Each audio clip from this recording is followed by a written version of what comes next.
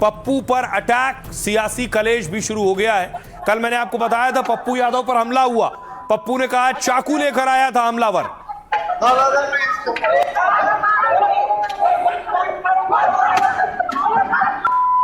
आ जाओ,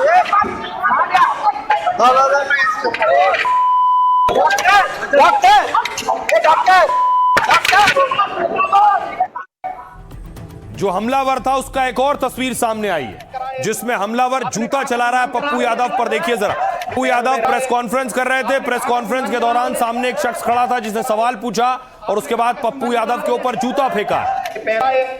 आपने कहाँ का सम्मान करा?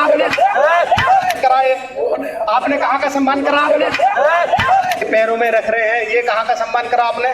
कौन है? आपने कहाँ का सम्मान करा? आपने कहाँ का सम्मान करा? आपने कहाँ का सम्मान करा? आपने कहाँ का सम्मान करा? पैरों में रख रहे हैं, ये कहाँ का सम्मान करा आपने? अब देखिए पप्पू यादव पर जूता फेंकने वाला, उस पर तो कार्रवाई हो रही है, लेकिन पप्पू यादव को धमकियां मिल रही।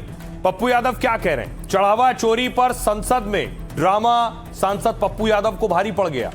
कल उन पर चप्पल फेंकी गई, चाकू से हमले की कोशिश हुई और आज फिर से उन्हें जान से मारने की धमकी मिल रही।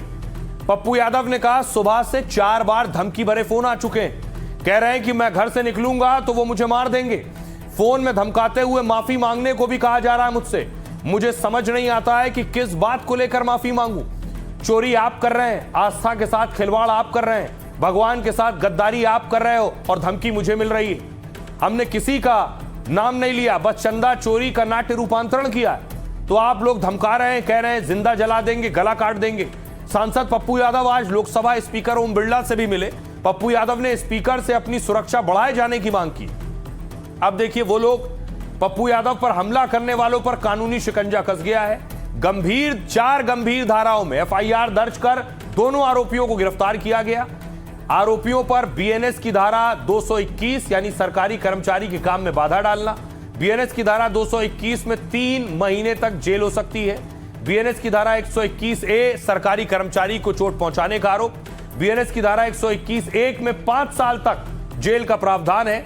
बीएनएस की धारा 132 यानी सरकारी कर्मचारी पर हमले का आरोप, बीएनएस की धारा 132 में 2 साल तक की जेल हो सकती है। मेडिकल जांच में खुलासा हुआ है कि एक आरोपी नशे की हालत में था। वहीं आरोपियों ने कहा कि उन्हें साधु संतों का अपमान बर्दाश्त नहीं। पप्पू यादव ने साधु संतों का अपमान किया तो दोबारा हमला करेंगे। सुनिए पप्पू यादव क्या कुछ कह रहे हैं और दूसरे नेता क्या कह रहे हैं। सारी चीजें कही कि जब यहाँ कोई सुरक्षित नहीं है और लगातार देश विदेश से फोन करके हमें मारने की साजिश रची जा रही है। काल नेमी साधु लोग हमको जिंदा जला रहे हैं, तो हमें और मेरे परिवार की सुरक्षा की व्यवस्था स्पीकर के निर्देश के बगैर कोई भी केस नहीं हो सकता। इसके लिए स्पीकर महोदय के परमिशन की जरूरत है। देश को कहाँ लेकर जाएगी? सांसद के ऊपर उसके घर में ही इस तरह से हमला हो जाए, ये बहुत ही सोचने का विषय है।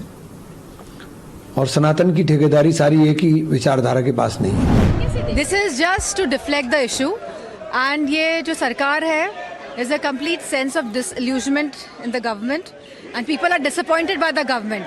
क्योंकि जिस तरह से चंदा चोरी करी गई, जिस तरह से जमीनों के घोटाला करे गए राम जन्मभूमि को लेकर, तो मैं समझती हूँ कि ये सरकार पूरी तरह जिम्मेदार है और आज तक एक पे भी एफआईआर नहीं हुआ। मतलब अपमान आप भी संतों का करेंगे, अपमान भगवा का करेंगे, सनातन का करेंगे, तो सनातन के लोगों जिम्मेदार नहीं? लोगों ने गर्दनें कटाई है सनातन के लिए, साधुत्व के लिए, इस भगवा के लिए। तो सारा देश आक्रोशित है।